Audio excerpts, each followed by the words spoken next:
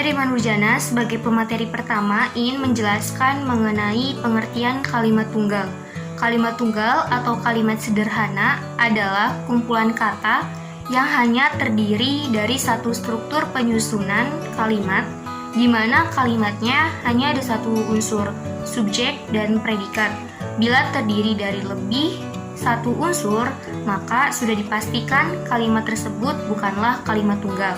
Pola dari kalimat tunggal yaitu ada subjek, predikat, objek, SPO, dan juga bisa bervariasi seperti subjek, predikat, objek, keterangan, SPOK, maupun subjek, predikat, objek pelengkap, SPOPEL, lalu subjek, predikat pelengkap, SPPEL, dan subjek, predikat, objek, keterangan pelengkap, SPOKPEL, dan lainnya, asalkan hanya mengandung satu unsur saja.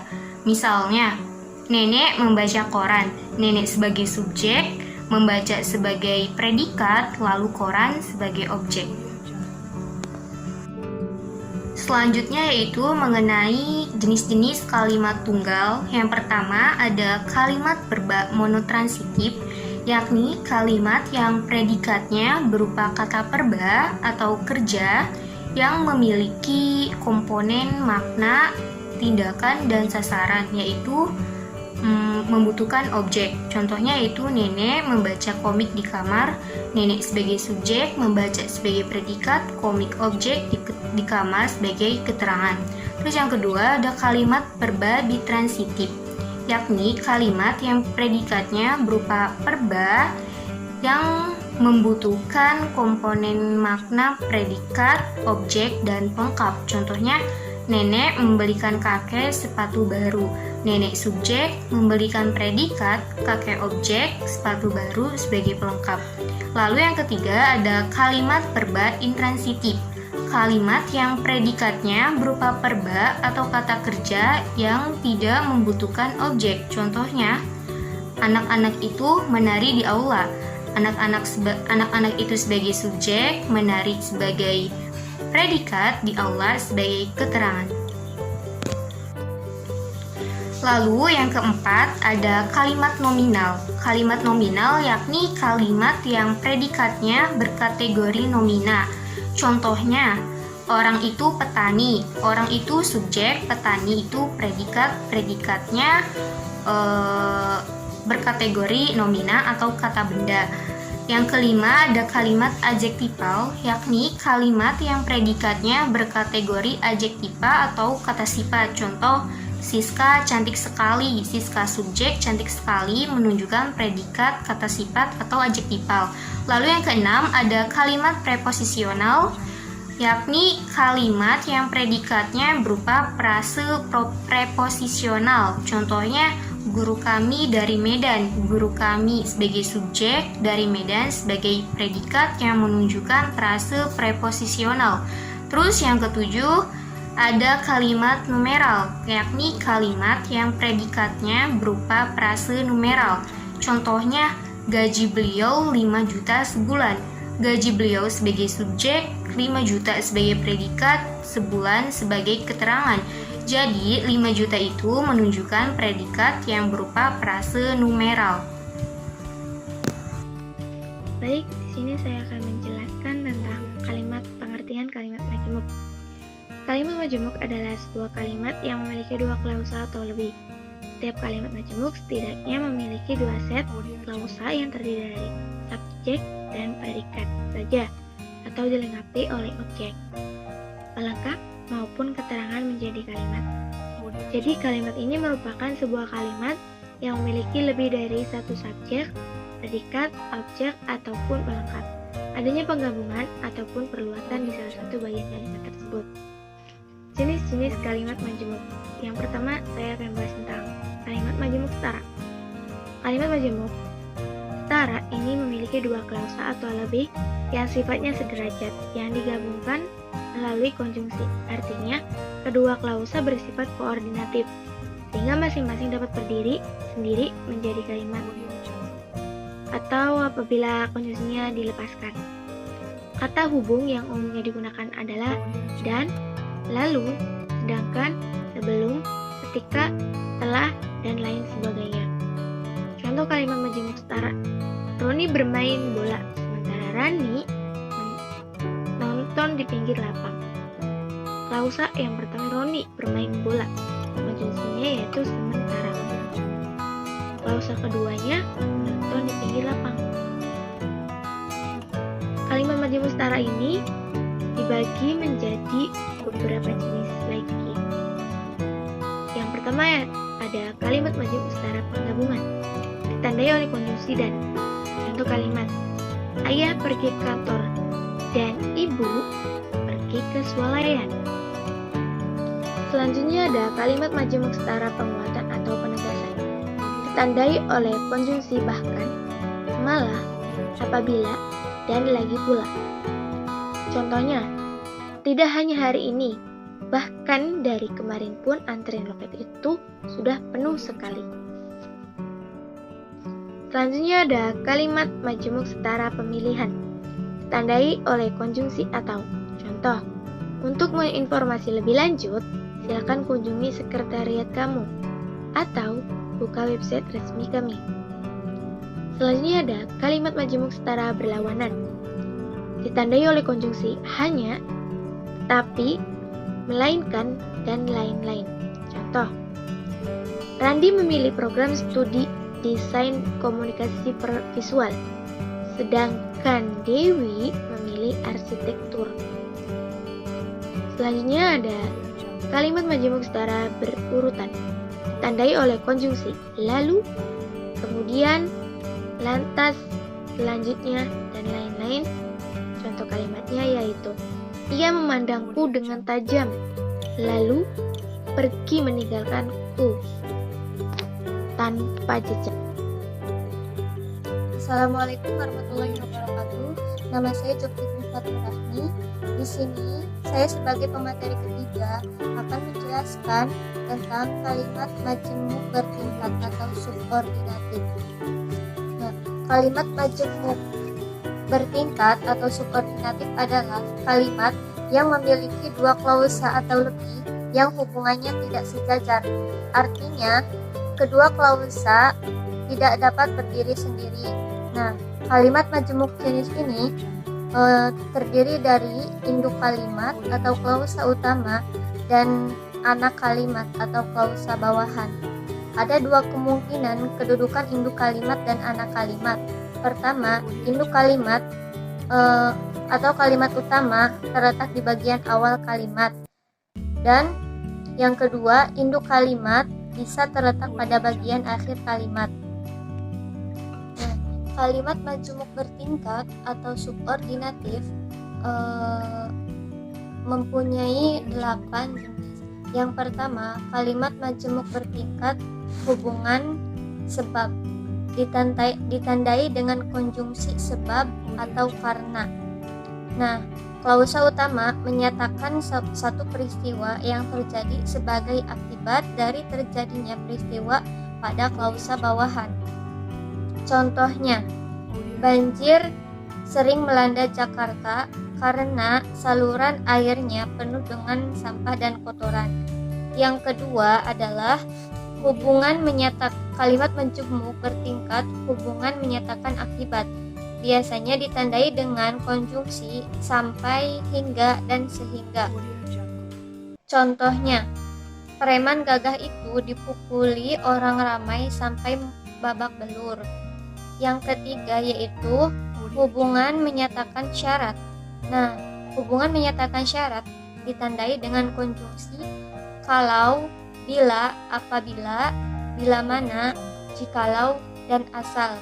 Nah, klausa utamanya menyatakan hal atau kejadian dan klausa bawahan menyatakan persyaratan untuk terjadinya hal atau kejadian pada klausa utama. Contohnya, saya akan datang kalau saya diundang. Yang keempat yaitu hubungan menyatakan tujuan, ditandai dengan konjungsi untuk, agar, dan supaya. Contohnya, jalan raya ini akan diperlebar supaya lalu lintas menjadi lancar. Yang kelima yaitu hubungan menyatakan waktu, Nah, hubungan menyatakan waktu ditandai dengan konjungsi sesudah, sebelum, ketika, selagi, sejak, dan sewaktu. Contohnya, perbaikan jalan yang rusak tidak dapat dilakukan sebelum musim hujan berakhir.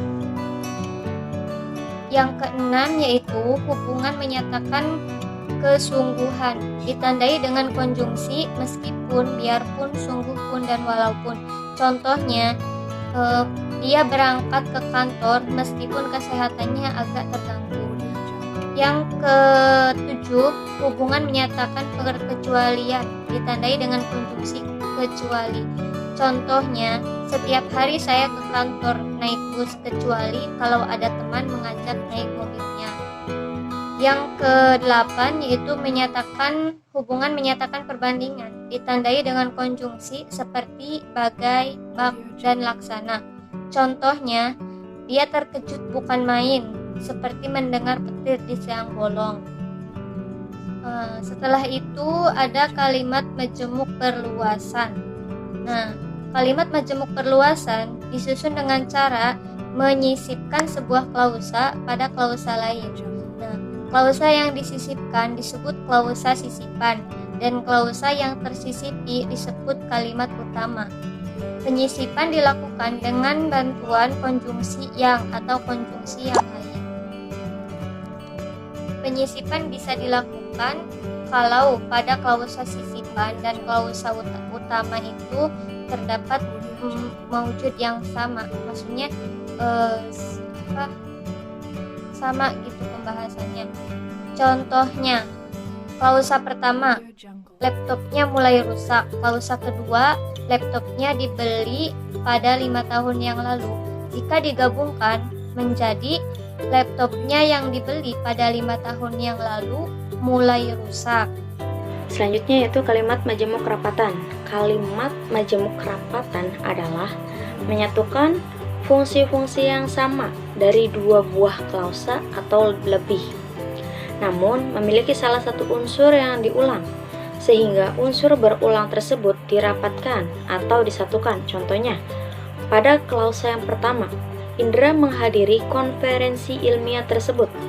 Pada klausa yang kedua yaitu Rati menghadiri konferensi ilmiah tersebut.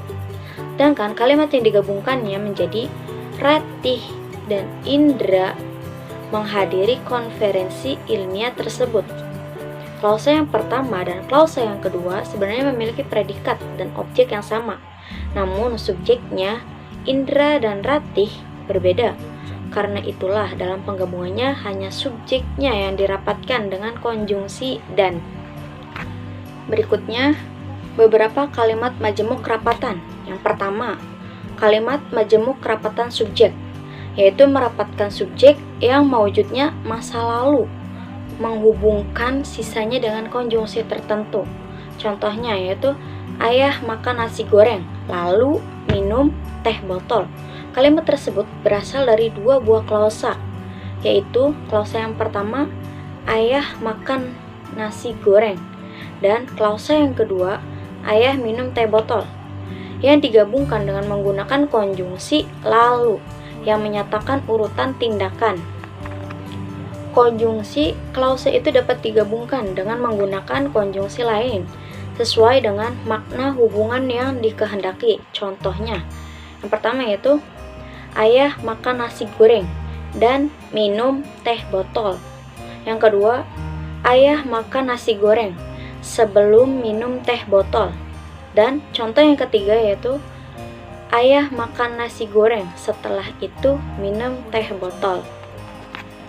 Selanjutnya yang kedua yaitu kalimat majemuk kerapatan predikat, yaitu merapatkan predikat dari dua buah klausa yang mewujudnya sama. Contohnya yaitu nenek minum kopi susu, sedangkan ibu teh manis. Kalimat tersebut berasal dari dua buah klausa, yaitu klausa yang pertama, nenek minum kopi susu, sedangkan klausa yang kedua yaitu ibu minum teh manis. Yang digabungkan yaitu predikatnya, lalu sisanya digabungkan dengan menggunakan konjungsi sedangkan.